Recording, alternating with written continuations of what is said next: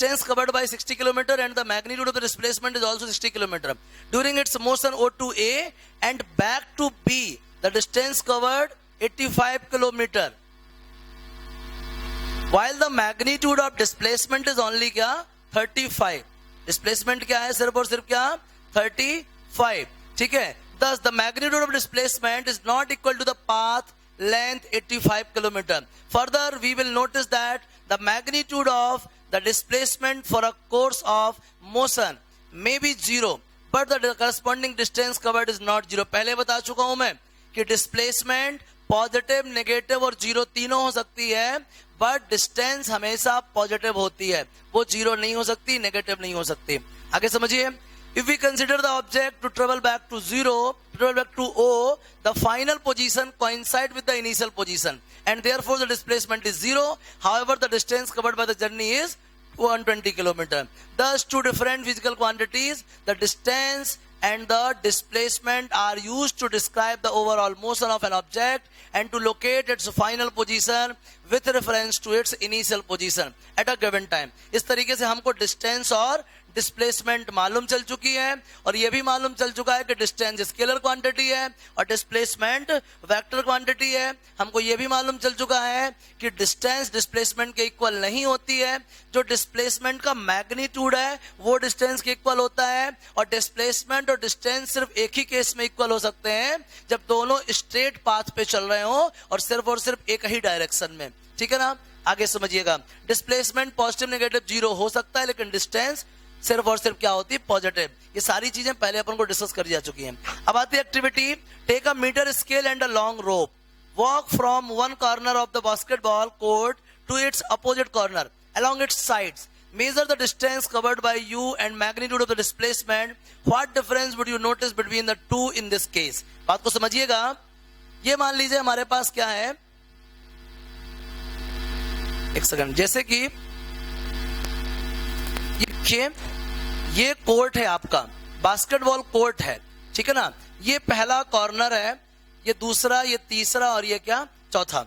अब वो ऑब्जेक्ट है ए से कहां पहुंचा बी में, एक्स यूनिट कवर किया. बी से कहां पहुंचा सी में, कितना कवर किया एक्स यूनिट. और ए से सी में पहुंचा, कितना कवर किया डी यूनिट कवर किया.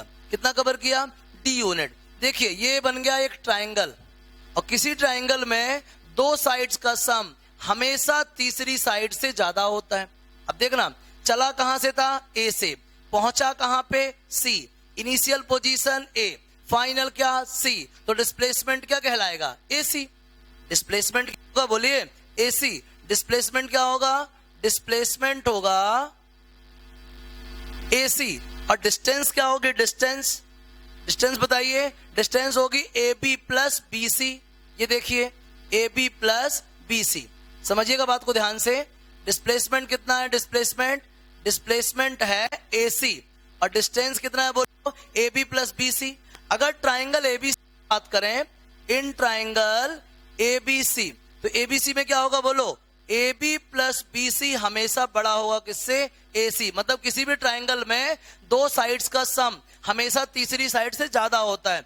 मतलब A B plus B C क्या है यहाँ पे डिस्टेंस है, और एसी क्या है डिस्प्लेसमेंट. तो डिस्टेंस क्या है ग्रेटर देन डिस्प्लेसमेंट.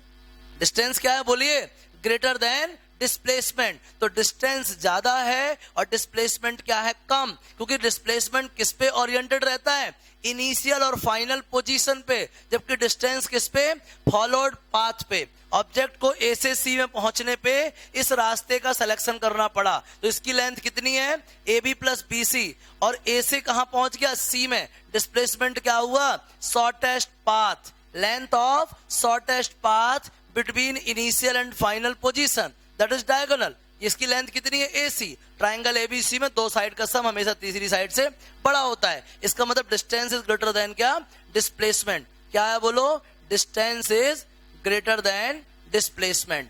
आ गया समझ में. डिस्टेंस इज ग्रेटर देन क्या डिस्प्लेसमेंट. कोई दिक्कत है बताइए, समझ में आ गया. ये एक्टिविटी भी क्लियर हो गई. तो आपको डिस्टेंस मालूम चल गया, डिस्प्लेसमेंट मालूम चल गया, डिस्टेंस का नेचर, डिस्प्लेसमेंट का नेचर, डिस्टेंस स्केलर है, डिस्प्लेसमेंट वेक्टर है, कैसे मेजर करते हैं, सब कुछ क्लियर हो गया. ये बुक आपको यहाँ तक रीड कर लेनी है, उसके आगे भी आपको 2-3 पेज बढ़िया से रीड करना है।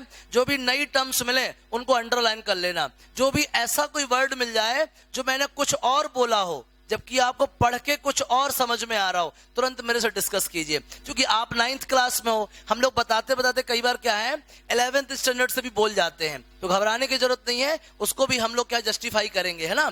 तो आप आगे के, ये मैंने इधर तक बता दिया, आगे के आप 3-4 पेज और रीड करके रखिएगा, और आपको जो भी दिक्कत आए, है ना, आप आगे कम से कम 4 पेज रीड कर लीजिए, है ना। अगले टॉपिक में अपन वो 4 पेज, अगली क्लास में 4 पेज डिस्कस करेंगे।